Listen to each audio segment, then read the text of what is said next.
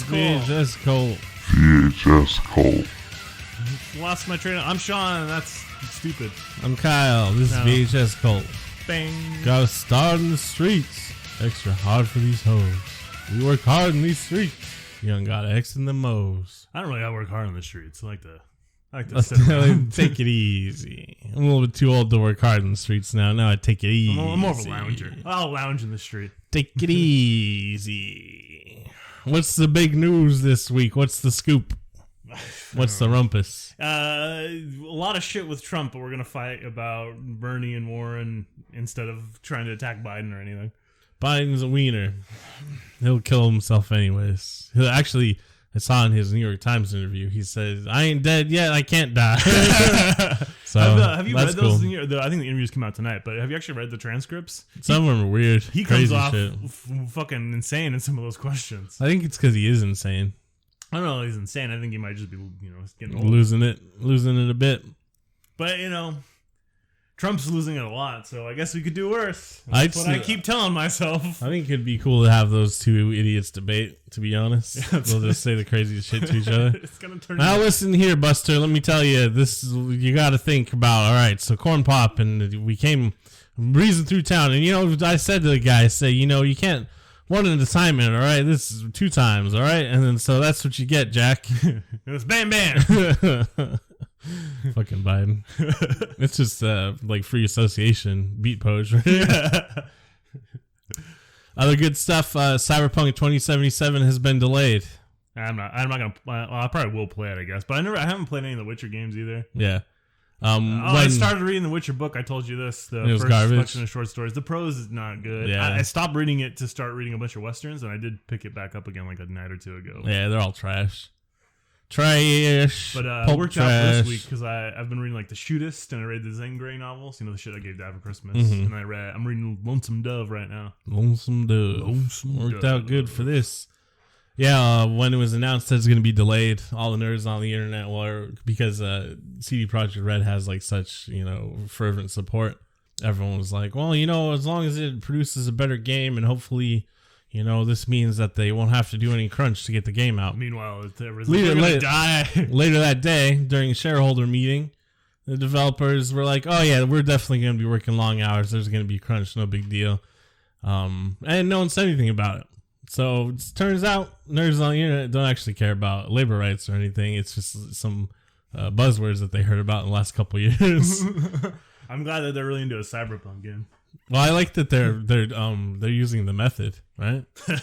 So they just force the developers to experience what it's like to live in the cyberpunk dystopia. That way, it'll be more realistic when the game comes out because they've already experienced it. It's good shit, yeah. I mean, I don't even know if that works for acting, but you're really gonna have to convince me it translates to computer programming. No, they're like, damn, we've lived it. This is lived experience now. This really helps me code. To suffer under the yoke of late stage capitalism. Yeah, I have a hot take about video games, and it's basically this: the amount of costs that goes into making most of these video games, as far as labor, the monetary costs, the physical costs, all these sorts of things. Yeah. Not offset by the entertainment value they provide, and certainly not by the artistic value they provide. So the industry kind of needs to be dismantled. Or at least changed dramatically. Mm-hmm. Yeah, because I haven't ever played a video game where I was like, this is so good that hundreds of people should suffer to make this. And then I already mentioned I watched Color Out of Space to you. It's pretty good. It's worth watching. It's the return of Richard Stanley. Big ups to Elijah Wood. Spectre Vision, his production company, has made a lot of cool genre films lately. Hit us up. Including Mandy. Yeah, I've got a screenplay for you. Check out Elijah Wood. I'll let you know on Twitter. And then also XYZ. They did Mom and Dad with Nick Cage, which is a good comedy horror movie. And then they did Mandy. And then they did Color Out of Space. They're just fucking a hot track with Nick Cage. Lovecraft. Hey, you can tell it's a Lovecraft story because it's it's just the color, man. You don't. I can't even describe the color. It's a color no one's ever seen, man. What a color, Oh, it's the color, but it burns. Yeah, that's some Lovecraft. How do you describe a color no one's ever seen? I know, but it's just okay, Lovecraft, we get it. Yeah. It is pretty good though. Jamie's in it. Your son. No, is he? There's a kid that like has the same haircut and glasses. He's probably like a little bit younger than Jamie, but he's like very pro dinosaur. So I was Jameson like, is very pro dinosaur. All right, yeah, there's Jameson. There he is. But it's pretty good. Everyone should watch it. When we were watching Pale Rider last night, I was watching with James and Ryan, and like the part of the very beginning when they shoot the dog, Lily, our dog, was sitting next to Ryan. He covers her eyes, and Jameson goes, "I'm sorry, you had to see that." Your kids are pretty funny. I will say Color Out of Space suffers a little bit from budget constraints and then a few shaky performances, but it's a good little spookum. I liked it. And Richard Stanley's back. Famously, he did Hardware. Was a hot commodity. Got to do the Island of Dr. Moreau.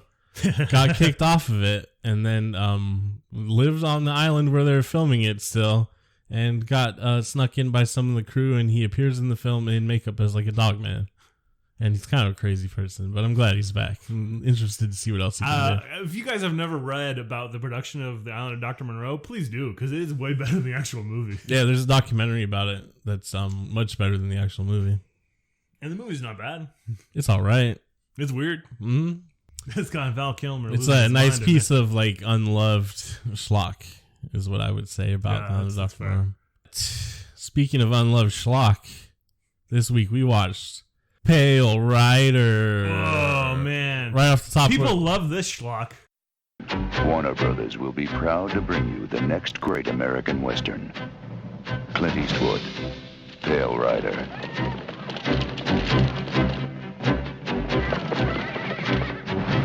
They came out of the mountains to ravage and rape a small mining village.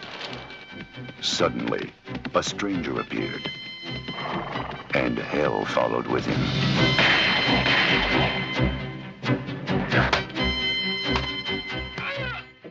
Yeah, it's got like a 92% on Rotten Tomatoes, like 83% like fan rating. It's a fucking white male power fantasy, and I hate it. Yep, it's not a good movie. This is hokey as shit. This That's the is worst part about it. Every like serial western from the 50s, 60s turned into a movie. Man comes to town. Oh, there's an evil guy. Oh, man come. He protect. He do evil. He prevent evil. Oh, okay. He sleep with a lady. Yeah, he sleep with 15-year-old girl. No, he didn't sleep with her. He just. I know, but she wanted him bad. She was thirsty for the preacher, which fits in really well with what we're gonna actually talk about today. Oh, okay. I wasn't prepared for this. Today we will be dragging Clint Eastwood. Oh, okay, fair. I was prepared for this. We're gonna talk mad shit about Clint Eastwood today. You can today. literally see the Clint Eastwood direct this movie. He wrote it too, right? He didn't write it exactly. But I'm sure he took a pass. Here's how Clint Eastwood movies work. Everything Clint Eastwood is ever going to do is in this movie, but go ahead. He presents an idea to someone who's going to write it for him, and they write it. So, presumably, a fair amount of the plot beats that take place in this movie were Clint Eastwood's idea. He just basically didn't actually put in any of the work to write the screenplay. And that is every Clint Eastwood movie. He's like, well, I got an idea for, a 15-year-old girl that's going to love me a lot. That's somewhere between Clint Eastwood and Reagan. They're basically the same person. Oh, hey, it's me out there. I was in a movie with a monkey. Oh. So was Clint Eastwood. Yeah, he was. All right, Clint Eastwood. He will be 90s years old in May. So that's pretty cool for him, huh? Holy shit. Eastwood's big screen breakthrough came as the man with no name in the Sergio Leone trilogy. I'm the man with no name. Zap Brannigan. Sergio Leone's cowboy movies, the man with no name trilogy, Once Upon a Time in the West, I'm Gonna Get You Sucker. Not I'm Gonna Get You Sucker. The Good, the Bad, and the Ugly.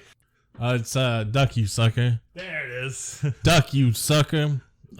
His films also follow similar tropes where it is basically just like, hey, man with no name blows into town. He's a stalwart figure. Yeah, but the difference is soundtrack's really good, directing's really good, cinematography's really good. Even with the overdubbing, the acting is really good. They're just fine pieces of film. Clint Eastwood, his most, according to him, is most inspired by Sergio Leone. And he basically does make Sergio Leone films, just not as well. Not even close. But these films, the Man with No Name trilogy, Fistful of Dollars for a few dollars more, and The Good and Bad and the Ugly, Shown exclusively in Italy during their respective copyright years, and finally making it to American distribution in 1967. And because of the success of the final film, The Good and Bad, the Ugly, Eastwood rose from undistinguished TV actor to sought-after box office attraction in just a matter of months. At that time, he was 37 years old. So there's still time for us, Kyle. Hell yeah, I'm going to become the next Clint Eastwood at 37. There's a few things that he utilized his career for that I probably will not replicate once I am a star like Clint Eastwood, but we'll be talking about that shortly. This will probably be of interest to you, though, you big old nerd. He was going to play Two-Face in the Batman TV series, but it was canceled before they got to the shooting the episode. You know who played the Penguin? Burgess Meredith, that's right. Oh, really? Yeah. You know who played Batman? You know who played Batman? Adam West? Yep. He was young Pete's principal in Pete and Pete. They had everybody in that show. So, he's known on set as a director for filming very few takes and having an easy shooting schedule. You can tell. Tim Robbins said when working on Mystic River, Eastwood would usually only ask for one take or two if you were lucky, and that a day of filming would consist of starting no earlier than 9 a.m., and you leave usually after lunch. Damn, I'm going to get on a Clint Eastwood movie. I changed my whole tune about this, man. He's a great man. He once claimed that the trait he most despised in others was racism. Okay. Having said that, in 1972, Eastwood attended President Richard Nixon's landslide victory celebration in Los Angeles, along with John Wayne, Charlton Heston, and Glenn Ford. Charlton Heston and Richard Nixon are not racist. Okay. He voted for Dwight D. Eisenhower in 52 and 56, Richard Nixon in 68 and 72, Ronald Reagan in 80 and 84, Ross Perot in 92, and John McCain in 2008. Oh, thank you for your vote there, Chris. This is all according. Republican attack helicopters. I need you to shoot him down. This is all according to him. He probably actually more likely voted for David Duke. That's maybe a little extreme. I don't know about that. Although Clint implies that he grew up poor by frequently dropping references to the Great Depression, his family actually lived in a very wealthy part of town. He had a swimming pool, belonged to the country club, and each member of his family drove their own car. And this is during the Depression? This is during the Depression. Oh yeah, he's also he was born in San Francisco, and they lived in Piedmont. No, I know the type. You know what crackers we're talking about, or honkies, I guess. Yeah. Also, in line with him being a rich little bitch, Eastwood avoided being sent to combat in Korea by romancing one of the daughters of a Fort Ord officer who might have been entreated to watch out for him when names came up for postings. You know, I'm not saying I wouldn't do it if I was rich. You may have noticed this watching Pale Rider, but many of his films, I think it's like around 90% or so, have at least one variation of sexual assault. Yeah. Awesome! He's been named to Quigley Publications' annual top Quigley 10, Down Under publications. 10 poll of money-making stars 21 times, making him number 2 all-time for appearances in the top 10 lists. Only John Wayne with 25 appearances in the top 10 has more. So Clint's a rich little asshole. And speaking of that, he owns the Mission Ranch Hotel and Restaurant in Carmel, California, the exclusive Tahama Golf Club in Carmel, California, and is a partial owner of the Pebble Beach Golf Club in nearby Monterey. It's like fucking Bob Hope. Yeah, he's certified for the guillotine. He'll be dead by then. Probably. I don't know. His mom's still alive. Yeah, his mother's still alive, apparently. In 1986, he was elected mayor of Carmel by the Sea, California. That's pretty cool, huh? Well, when you own it. We wanted to eliminate traffic and parking problems, not make more with hordes of tourists. He brought a lot of notoriety that we didn't need, said Jane Meyer, president of the Carmel Residents Association. Some people thought he was charming, but I disagree. He didn't know anything about the issues. People are giving him credit for things that were on the table for years. He also hired a public relations woman and kept an unlisted phone number. He was totally inaccessible. I don't think that's being a good mayor. It was a disaster, added former mayor Gunnar Norberg. He did a lot for Carmel, apparently. Helped him out by being mayor. It's almost like it's the assholes in Hollywood shouldn't be brought into elected office, huh? I mean, it worked for Reagan and Trump, so I don't know what you're complaining about. Well, what about Schwarzenegger? Him too. He has at least 8 children by at least 6 different women. Oh, man. Lori Allison Murray, who was given up for adoption. Kimber Eastwood with Roxanne Tunis. Kyle Eastwood and Allison Eastwood with Maggie Johnson. Scott Eastwood and Catherine Eastwood with Jocelyn Reeves. Francesca Eastwood with Frances Fisher. Morgan Eastwood with Dina Eastwood. He likes to walk around as though he's a moral authority. Remember that time he yelled at Obama in a chair? The imaginary Obama? Yeah, I remember that. Yeah, Clint Eastwood is such a moral man, just a wonderful man. How many kids does Obama have with different women? I think he just hangs out with Michelle. Oh. I mean, Obama's got his problems too, but at least he's not a fucking asshole like Clint Eastwood. He got involved in an illicit relationship with Roxanne Tunis in 1959 during the second season of Rawhide. Oh, shoot him up, send him out. Shoot him up, send him out. Rawhide. Tunis was a regular extra / stunt woman on the show. A real Cliff character from Once Upon a Time in Hollywood. Yeah, exactly. Mm-hmm. And she driving Clint Eastwood around because he was too drunk? Possibly. She also killed members of the Manson family. And she said, "How dare you come to our side of town, you scumfucks." I gotta say, it was a little satisfying to see him, particularly in Manson family. There's something about it. I do like when he comes in, he's like, "I'm the devil. I'm here to do devil's work." He's like, "Nah, it's dumber than that." You got that all mixed up. I know. I do like that though, because the actual event when Tex Watson did say, "I'm the devil," yeah, I mean, you stupid bitch. Yeah, that's a stupid thing to say. Yeah. Fuck, if someone comes in and about to kill me, they say that, I am going to be pissed. I mean, unless they look like absolutely terrifying, where you're like, "Oh, maybe this guy is a demon." But even then, I'll probably just be like, "Fuck you, let's fight." Their daughter, Kimber Eastwood, was born in 1964 as Kimber Tunis. Following Kimber's birth, Eastwood asked Maggie Johnson for a divorce. Hey there, Maggie, I need you to give me a divorce. I had an illegitimate child with an extra there, okay? See ya. But within a matter of weeks afterward, Johnson fell very ill with hepatitis. I wonder where she got it. And had to be hospitalized. Was it A, B, or C? Because then we can tell. I don't know. Eastwood and Johnson reconciled, mutually understanding that it would be best if she turned a blind eye to his existing family. And in 1968, almost 15 years after they married, their first child together was born. Johnson was finally introduced to Tunis in 1972, outside Eastwood's presence by a crew member on the set of Breezy. My God. The affair between Eastwood and Tunis is believed to have dissolved in the mid-70s, around the time he and Sandra Locke got together. Tunis later appeared as an extra in Every Which Way But Loose, which is the monkey movie, right? Or we should say the ape movie. Orangutans are apes, not monkeys. I mean, I've always found the distinction between apes and monkeys to be one of like, oh, humans just want to feel good about themselves.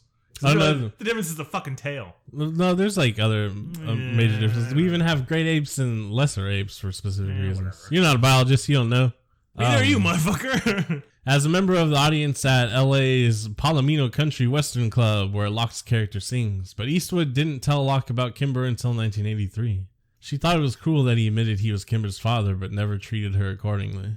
Real Steve Jobs situation. Real stand-up guy. Just like Ronald Reagan and his kids. Yeah, and Ronald Reagan and his rapes. Eastwood's 2 children from liaisons with Jacqueline Reeves were given their mother's last name. No fathers listed on either of their birth certificates. I didn't like Clint Eastwood before we started this, and you're really not helping the situation. Yeah, I already knew he was kind of a dick, right? And then I was like, well, I guess I'll do some research about him, see what's up. And I was like, oh, he's really terrible. Like, I hate this guy now. He's made more authority. That's the thing is he's made you piece of shit. Like 2. Get off my lawn, you brown sons of bitches. I like him because he's in Sergio Leone movies, and then he's directed like maybe 2 good movies. But other than that, it's like fucking he sucks. And even like the 2 movies he directed like aren't good enough to care. Like fuck Unforgiven. You'll never be forgiven, Clint.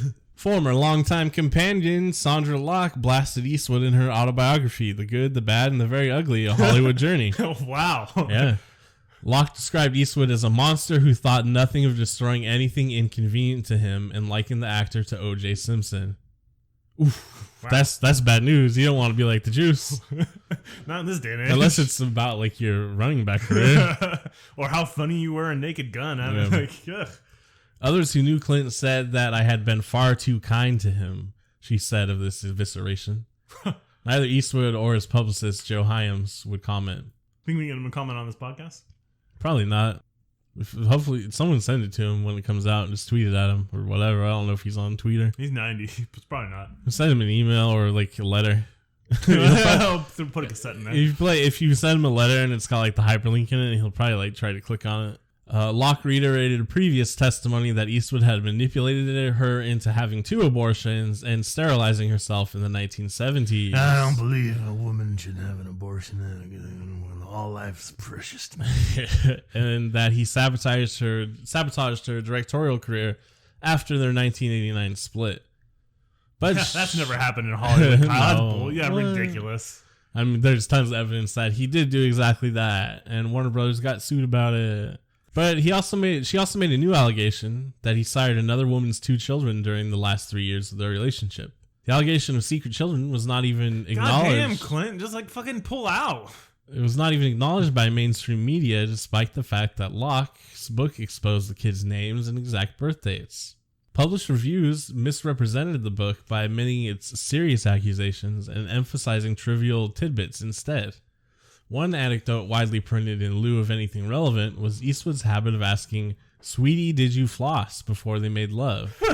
What? Which, that's fucking weird, too. For, like, her teeth? Yeah. All right. That's weird. It's weird shit. I don't... That says to me, like, this man has never once in his life eaten pussy. Oh, no. Locke learned of Eastwood's double life, she wrote, when an investigative journalist phoned her during depositions in the Palimony case. The extraordinary revelation that Eastwood had a hidden family in Carmel residing in a house under his business manager Roy Kaufman's name. That's how you do it. Was confirmed in close court after Locke filed a motion to discover, and Eastwood's will was called in for evidence, with the document showing one Jacqueline Reeves and Reeves' legally fatherless son and daughter listed as beneficiaries. So I guess at least when he dies, they'll get some of his money. And he did put him in a house secretly. Oh, he's not that, but he's not all bad. he takes care of the illegitimate children he sired on a woman outside of his marriage. Yeah. All right, that's moral authority. That's right. Ex-wife, Dina Ruiz. This is a hit piece on Clint Eastwood. Yep, is a former local television news anchor, a reporter from Salinas, California. They met when she was assigned to interview him for KSBW-TV in April 1993. The pair didn't start dating right away since Clint was expecting a baby with Frances Fisher. I mean, as he would, right? I know, you know what I mean? We'll keep this on the down low for now. We'll just be fuck buddies, okay? Nothing serious. Yeah. In February 1995, Clint made his first public appearance with Dina at a golf tournament without ever announcing that he and Frances had broken up. Wah, wah. Did she know? Probably not. He was, bitch, get in the bathroom and floss your teeth. I'm out of here. Apparently, he's super passive aggressive. And just will like stop talking or leave the room. He just seems like a little bitch, you know what I mean? He's 35 years older than Dina Eastwood. Yeah, I mean, whatever. Dina's, at this point, real shock. Dina's parents were 19 and 21 when she was born, which makes Clint 16 years older than his former mother-in-law and 14 years older than his former father-in-law. Ugh. Yay! Age is just a number, all right? Yeah, that's made that song, that concept made famous by the song written by R. Kelly specifically about Aaliyah when she was like 14, right? So he's in good company. Notable women Eastwood had affairs with include actresses Mamie Van Doren, Inger Stevens, Jean Seberg, Joanne Harris, Jamie Rose, Rebecca Pearl, Jill Banner, Catherine Deneuve, and Susan St. James. Competitive swimmer Anita Loos, singer Keely Smith, restaurant critic Gail Green, columnist Bridget Byrne, French model Kathy Regine, WB story analyst Megan Rose, wildlife activist Jane Cameron Agee, excuse me, and former Carmel mayor Jean Grace. What the fuck, Kyle? Generally, however, Eastwood preferred unknown women he would not later accidentally meet. In his early 40s, he'd sometimes pick up young ladies from the Carmel tourist shops for quick intercourse in his truck parked on Dolores Street. Yeah, this guy fucks. Yeah, Clint Eastwood. He doesn't need pussy though, lady. So Yeah, so I mean, how did he know these women? Did he ask these women if they floss? Did he carry around floss with him? Probably. I wonder if he carried around like a little I like to think he carried around a little travel toothbrush, a little floss. He's like, all right, baby, you know what you got to do before you get with the Eastwood, huh? before you ride that Eastwood, you got to go brush and floss. Let's get busy. I like a nice minty, fresh breath around my penis. He said, "I'ma smang it, smash it in, baby. How you like your eggs? Fried up full of lies, yeah. I'ma smang it, girl. After you take a shower, brush your teeth, floss. You need to douche that pussy, please. Yeah, don't make eye contact with me. You're taking your enema." At the 2005 National Board of Review Awards dinner in New York City, Eastwood joked that he would kill filmmaker Michael Moore if Moore ever showed up at his home with the camera.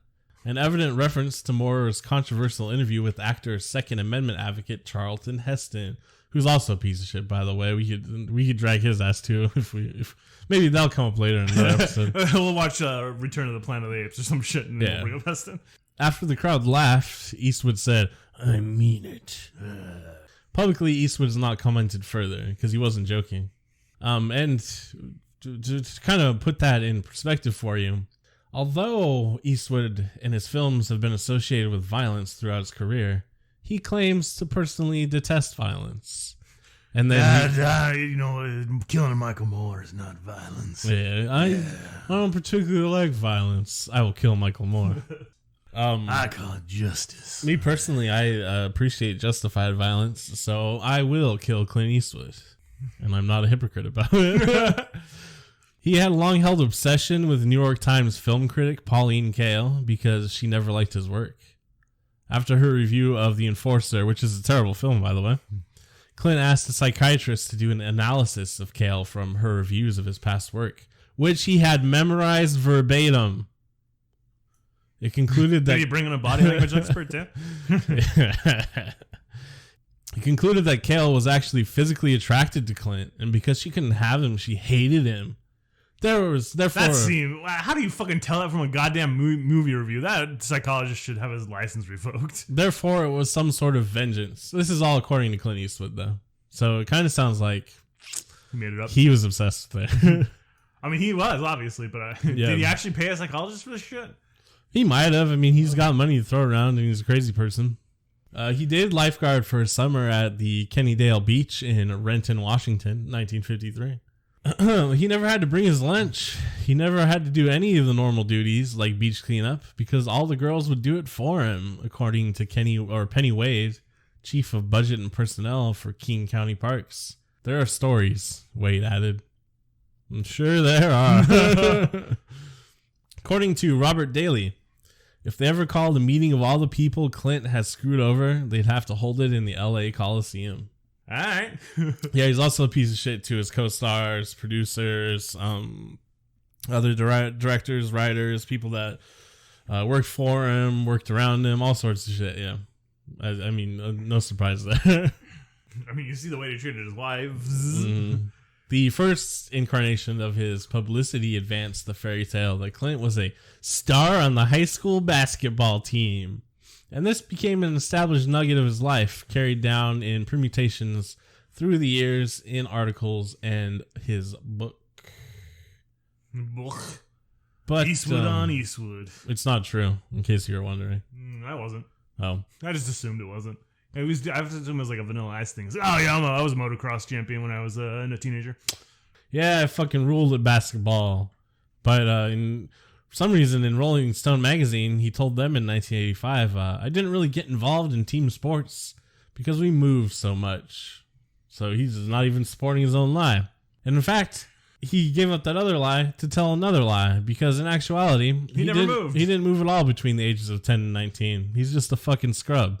Sports aren't that important, being athletic or whatever, but since he hedged his whole career on being such a manly, masculine man and the only imperfections I have are my wide hips and my chipped tooth, and I'm a basketball star, and blah, blah, blah. Fuck that, boy. He's a scrub. He couldn't even dribble the ball. Fuck that dude. I'd dunk on his ass. You can't dunk. Nah, I can jump and hit the rim. That's it. In 1969, he attended a celebration of John Wayne's 40-year career at Paramount Pictures. along with Lee Marvin, Rock Hudson, Fred McMurray, James Stewart, Ernest Borgnine, Michael Caine, and Lawrence Harvey. Michael Caine. And let's hear what the seminal punk band Millions of Dead Cops has to say about John Wayne.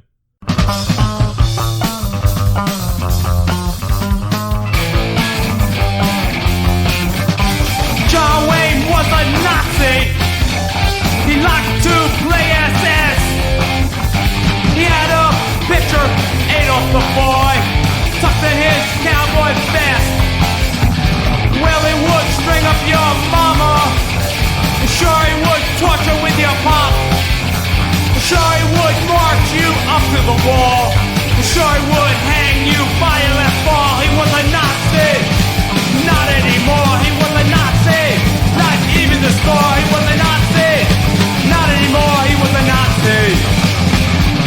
John Wayne slaughtered our Indian brothers, burned their villages and raped their mothers. Now he has given them a white man lord. Live by this, but that's my sword. He was a Nazi. He's not anymore. He was a Nazi. Not even the score. He was a Nazi. Not anymore. He was a Nazi. John Wayne slaughtered a lot of cooks in the war. We don't give a fuck about John anymore. We know his tale, blood and gore. Just another form for the capitalist horse. He was a Nazi. Not anymore. He was a Nazi. Not even the score. He was a Nazi. Not anymore. He was a Nazi.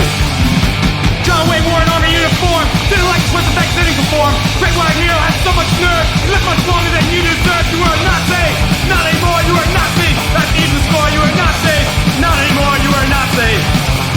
Make sure Indian or Mexican die. Bad propaganda legitimized. Hypocrite crowd, you're a for a real fight. When I see John, I'm a genuine white.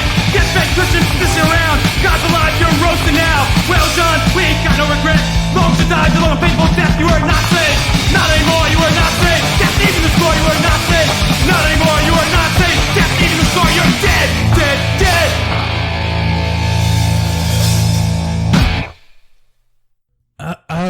I guess that will do it for us talking shit about Clint for momentarily. I got a few more. I got some tidbits about it later. All those ladies. And I got a few more sprinkle it. Little stingers coming at the end, but we'll actually talk about Pale Rider a little bit. So Pale Rider came out in 1985. It's about 2 hours long, which means it's about 40 minutes too long. And the basic synopsis is this: a mysterious preacher, Clint Eastwood, protects a humble prospector village from a greedy mining company trying to encroach on their land. Aside from Clint Eastwood, we do have some interesting character actors in it, specifically Michael Moriarty, who we'll see again because he's in The Stuff, Troll, and Q, which are all definitely going to be movies that we watch eventually. And Doug McGrath, who's in Black Christmas, which I don't know if we'll ever end up watching on this, but whatever. Someday, maybe. And then we have a very young Chris Penn, which I only bring up because apparently Chris Penn's middle name is Shannon. Ha ha ha, that's our sister's name. That's a girl's name, loser. He's also quite handsome when he was young. Until he got old and But fat. then I was thinking about it as I watched it as well, where you could see his features, like his eyes and his nose and stuff. It's like, oh, that's not going to age very well. So yeah, he's got like a little boy face, I think. Mm-hmm. Like you're only going to be attractive for the ages of 18 to 24. And it happens to losers. Why are you dunking on Chris Penn? I don't know. He's dead now. Is he dead? Yeah, he died a few years ago. Oh, for real? You need to apologize right now to Chris and Sean Penn. No. Especially Sean. He never beat up Madonna. Nah, I don't think I will. I don't think I will. Sean Penn. He was in a Clint Eastwood movie. Sean Penn, Mystic River. I'm coming for you, Sean Penn.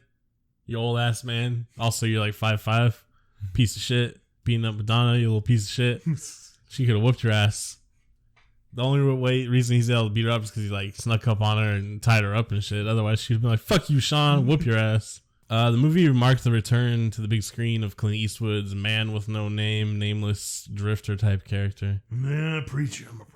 It's also the first Western he's done since Outlaw Josie Wales, which is a gap of 9 years. Since Paint Your Wagon? Yep. And then another 7 years will go.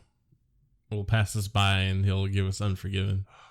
The seminal Clint Eastwood. Allegedly, the reason he didn't do Westerns for a while is because he developed an adult allergy to horses. And apparently it was so bad on set one time that he decided to punch his horse. So he's a cool guy. It's the horse's fault. Yeah, cool Damn guy. your dander. Sorry, your inferior genetics make you sick, Clint Eastwood. They make me sick too. He's spread his seed far and wide, Kyle. That's too bad. During shooting for Pale Rider, Clint Eastwood sustained what he describes as the worst injury he has ever had on set when a horse he was riding fell through thin ice and launched him forward. He suffered a dislocated shoulder. That's not that bad. The worst injury he's ever experienced on set. The other ones have been like, oh, one time I got a paper cut shuffling papers. I stubbed my thumb. The big thing about it, though, is this is probably a lie because everything else he says is a fucking lie. This movie sucks. It's really bad. It's hokey as shit. The only time I swear this is the only time I've seen it all the way through. Every other time I've watched it is like catching bits of it when Dad was watching it or some shit. And I remember we were kids and I was like, man, cowboy movies suck. I fucking hate cowboy movies.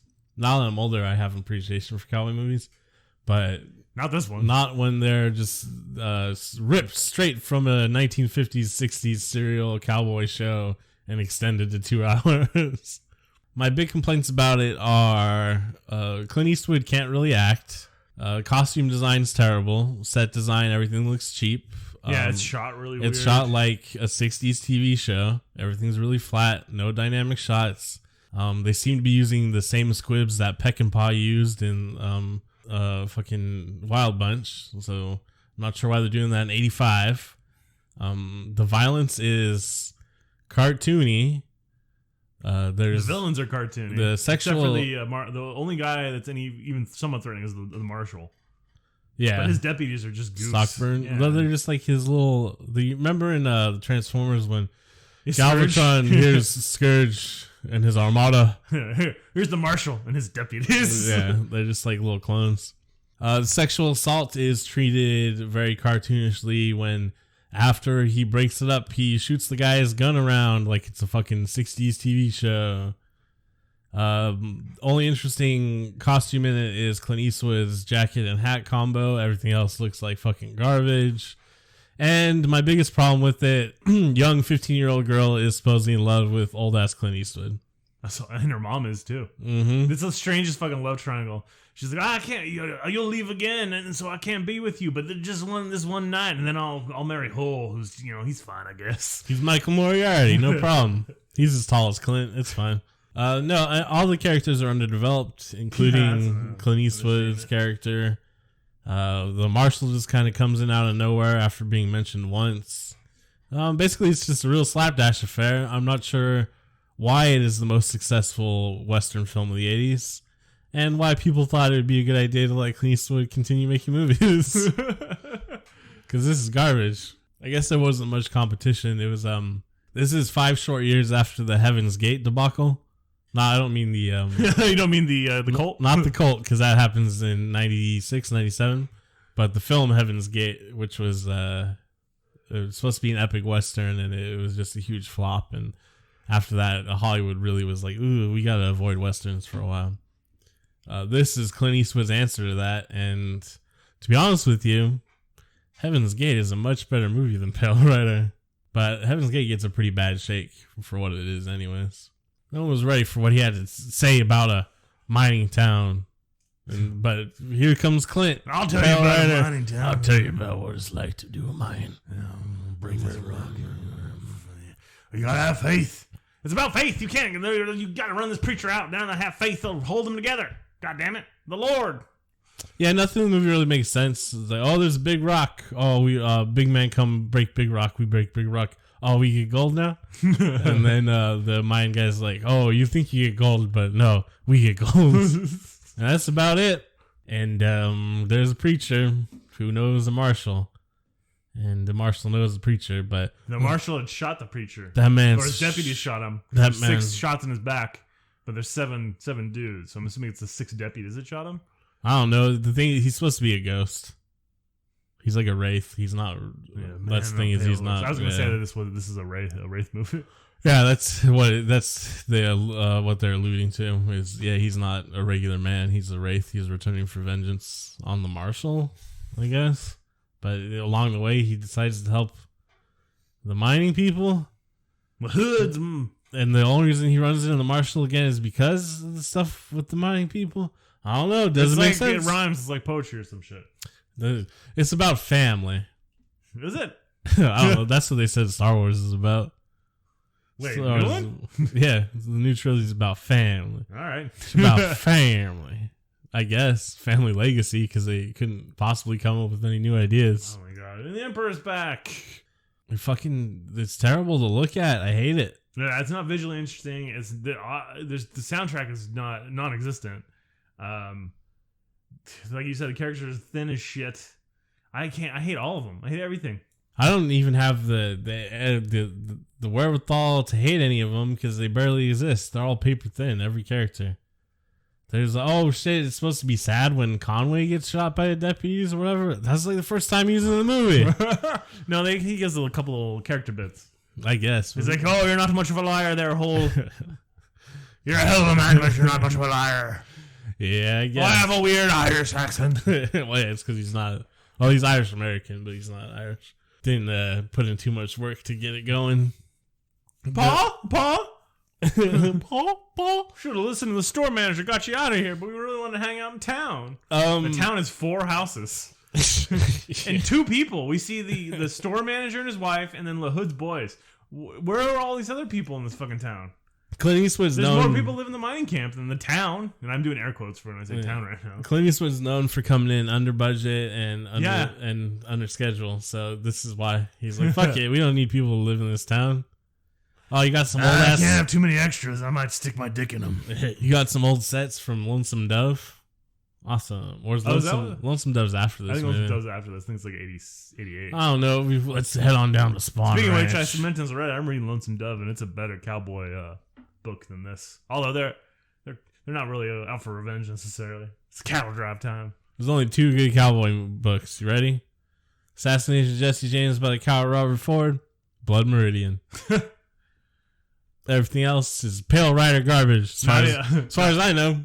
Oh, I read True Grit, but it is kind of Pale Rider garbage. Yeah, your baby. Yeah, baby. The Coen Brothers version of True Grit is better than the book and the John Wayne version. Fight me about it, nerds. The nerds don't even know. No one reads cowboy books anymore. I'm the only one reading cowboy books right now. That's next level nerdery. Everyone else is like, Red Dead Redemption 2 has some very interesting visuals and new ideas about cowboys. And it's like, shut up, you stupid fucking nerd. You need to get nerdier and realize they stole everything from existing films and stories. And that's another reason why video games don't matter, because they don't introduce anything new. They are derivative and pointless. And it's like, what about Death Stranding? It's like Dadaism without any of the irony or understanding of like the references and stuff. It's terrible. I fucking hate it. Death Stranding's alright though, because Kojima honestly is the only person who attempts to try anything with his storytelling. Sometimes Kyle, you'd say this now, but when Cyberpunk 2077 comes out in 2077, you'll know. I can't wait to play side missions about how possibly capitalism bad. No, because the people that are opposed to it are presented as crazy people, lawless people, ruthless people. As much as Outer Worlds was lauded for its nuanced take and it's so critical of capitalism. No, as soon as you meet the anarchist like commune, one of the leaders is like militant and the other one is presented as like a fucking idiot. It's like, yeah, well, real nuanced take there. Anarchism only works with like fucking losers, huh? Yeah. No, I just don't expect like 20 to 50-year-old white dudes who have spent their whole lives playing video games and making video games to like have a nuanced take about any like philosophical concept or anything. Kojima being the outlier because he just wanted to make films anyways. Yeah, I don't know why anyone thinks CD Projekt Red is going to somehow have an interesting critique or take on how cyberpunk applies to the current dystopia we live in or any of the broader political ideas. It's just going to be fucking delivery missions for people that have cybernetic implants and shit. I think What's it's the that. logic between cybernetic enhancements not making you human? Is it brain implants or was it? Just, I've never played. Yeah, I don't know. Game. It's really arbitrary in the game because it's just the game mechanic. You know. What I mean? But I don't know. Like that's my problem. Like I don't know. Tabletops, you can just discard the mechanics that are arbitrary. You know what I mean? Well, that's the same problem that video games suffer from, right? They have to make the tabletop is like a more like a collaborative storytelling in my mind, not necessarily a game on its face. I mean, it's game as well, but stuff that doesn't make sense to the story, I would just fucking discard. Yeah, you can't do that with video games. I'm just saying this as another complaint about video games is they introduce mechanics just because they think the mechanic itself is interesting, and they have to try to lampshade it into the narrative where it doesn't actually make sense, and you just have to deal with it. Basically, what I'm saying is, the best. We're not sending our best to make video games. The problem is, and maybe it'll change in the future now that there's more. There is broader acceptance of video games, and there is more diversity moving into like the development of video games. So maybe it will be better in the future.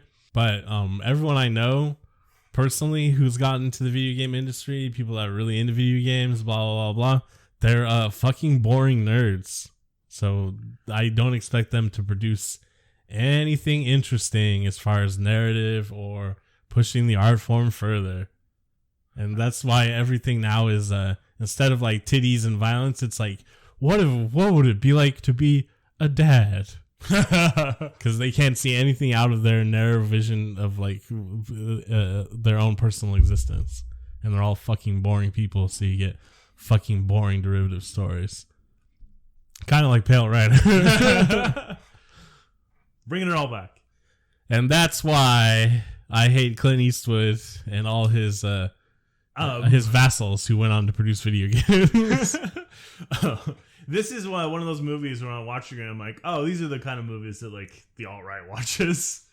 It's got to be, right? Because this is our very first episode when the most explicit example is Death Wish, right? Where it's like, oh, finally a strong white man's rising up against the crime of the streets, the goddamn urban coastal cities with their crime and their degeneracy, and one man with a gun will solve it all. This is basically the same thing, right? 110%. Except for there's a bit of class struggle in this, right? Because they're standing up to the big mining operation, but that's not explored at all. It's just like, these are good people because Clint says so, and these people working at the mine are bad people. They're all rapists. Except for Lurch. Yeah, no. But then, luckily, a little cartoon gun stuff happens before Lurch can do anything. That would have been a perfect scene to introduce justified violence. But no, it's got to be cartoon and safe. They should have just had Lurch beat Chris Penn to death. But no, he's got to do gun tricks. So they got to be like, oh, guess what? The preacher's a gunslinger. You didn't guess that before, huh? Never could have told you that. Nuh-uh. Wow. Yes, I fucking hate this movie. Yeah, I was not enjoying it at all. I was really excited because, like I said, I was reading cowboy movies or books, so I was kind of ready to see a western. I'll have to watch something else after this. Well, I kind of knew it was gonna be bad because of what I'd seen of it before, and then also there was a huge drought of westerns in the 80s because no one was interested, and it was like, well, Clint Eastwood made one that did all right, so it's probably terrible because he mentioned earlier that he does everything in one take. That's why all of his movies seem corny and like terrible. Because they're actually just fucking getting used to their lines. Yeah. Fucking American Sniper. His movies are so fucking cheesy. I'm like afraid to go back and revisit Unforgiven now. Since I haven't seen it since I was like 16. Yeah, I'm pretty sure I won't like it anymore.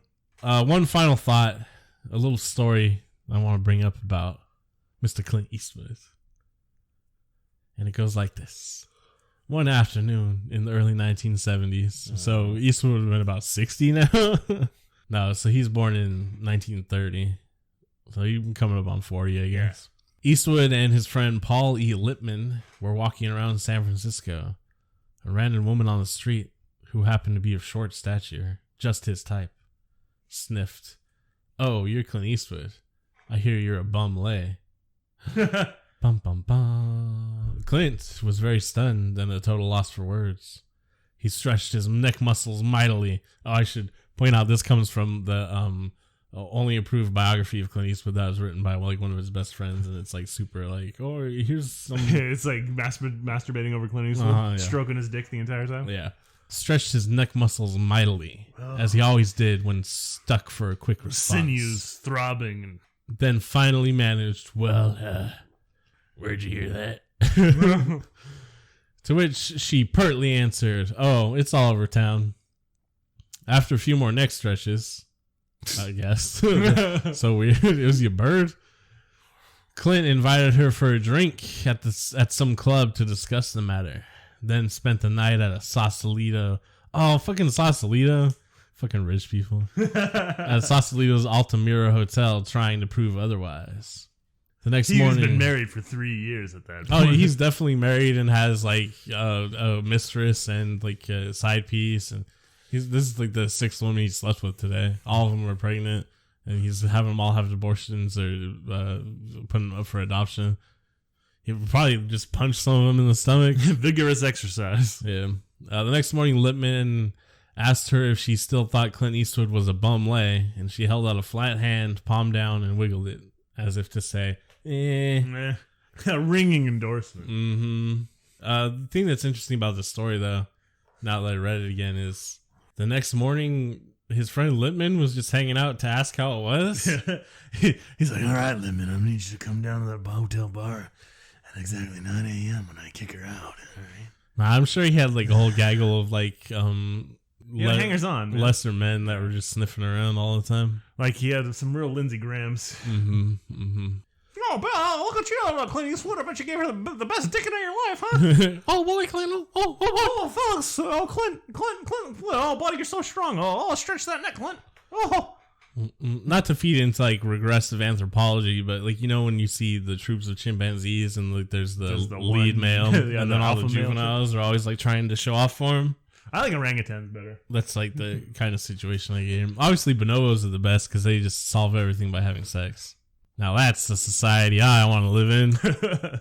It seems like it works really well in small societies, but you can't scale that.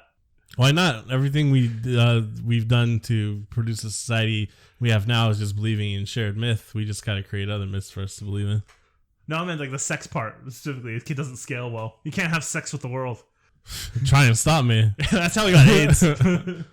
And super like chlamydia and gonorrhea and herpes and... Man, I've been fucking the world and I ain't come yet. Shout out to Weezy. I feel like the world's been fucking me.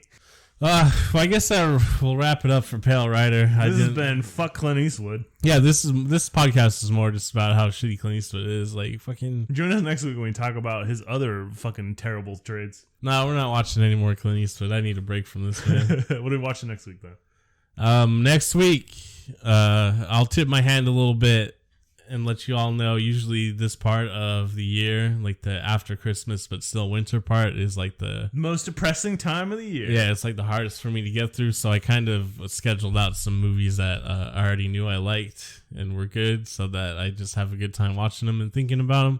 So next week we're going to be watching one of the best horror movies ever made, one of my favorite films of all time. I think it's probably my top 10. It's a little bit cliche, but we're going to watch The Shining. The Shining? The Shining.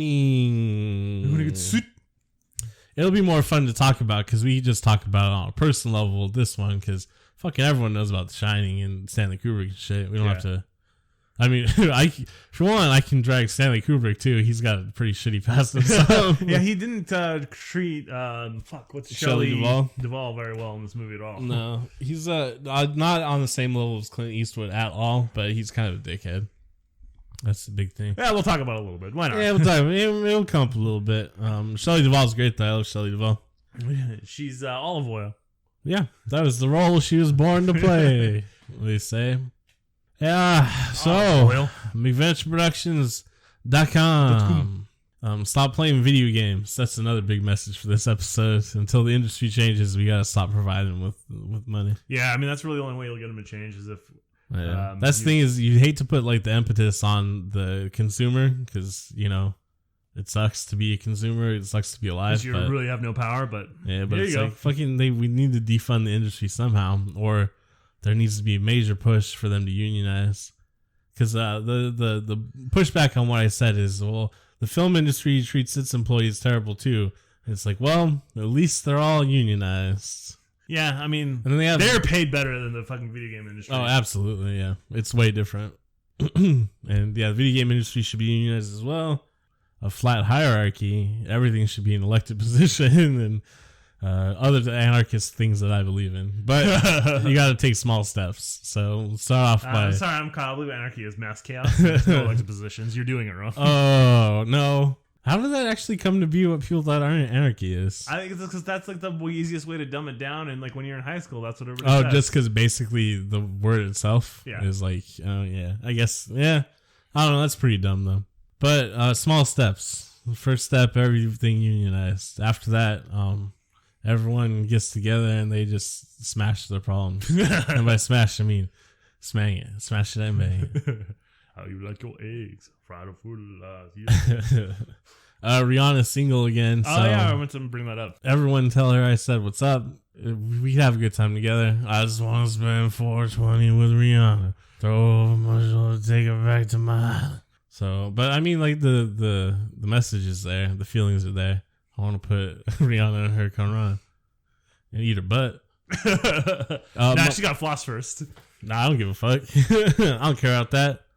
That's like one time at one of my jobs, I was like, there's this like younger girl that like always was like flirting, but it's like she tried to like talk shit. And she tried to like get me into corners, right? Like verbal corners, I guess. And I don't remember how it came up, but she was like, yeah, you fucking probably like, I've been taking a shower in like 2 days and you probably still eat it. And I was like, yeah, I don't give a fuck about no pee-pee. I'm a dirt person. Don't you know how I live? I haven't showered in 5 days. Oh man, that's some crazy shit. Yeah, tell Rihanna what's up. Go to McVentureProductions.com. Be the first patron and I'll tell you what's up. In your butt. That's right. I'm talking about putting you into her Conran, eating your butt. Same thing. Rihanna, first patron. You're doing the Hurricane Rana wrong because it's the other way. What? No, Hurricane Rana, you're facing front. Yeah, you get the butt that way? You cannot. What the hell are you talking about? You put the legs up? You like chopsticks? You don't really have to like, lean back on that shit. Or have her lean forward. I'm just saying, like, the Hurricane Rana to me is not the best position to eat butt from. It's just like your thighs around someone's head, so it sets you up for the perfect position to eat a pussy and butt. Jeez, that's all it is. God, use your imagination. I am. It's fine for pussy, is what I'm saying. It's not great for butt. I could do it. But I've definitely eaten butt in like face-to-face position. Just the legs up. You need to experiment more. Standing? No, I mean, Well, you fucking, God damn it, that's how I picture the Hurricane Rana. It'd be exhausting to do it that way. I don't know. I guess it doesn't matter. Just to tell This has everyone. been another rambling sidetrack from Adventure Productions and the VHS Cult. This is what people expect. Anyways, VHS Cult, tell your friends about it. Tell Rihanna about it. Go give money to us because I ain't trying to get a real job. I'm just trying to be out here telling people what they need to hear about video games. And Clint Eastwood. Clint Eastwood, the piece of shit. Oh, tell Clint Eastwood to listen to VHS Cult too. VHS Gold. And follow us on Twitter and rate and review or some shit. I don't know. I think it's probably just better to just tell people about the podcast. Like, get up on Reddit, go on Twitter, talk about us on Facebook. If you got like one of those like ants that's like all about like, oh, Trump is the best and we need to get rid of these goddamn immigrants and blah, tell them. Our ant? Yeah, I mean, lots of people got ants like that. Just tell her to listen to the podcast. Fucking VHS Cult.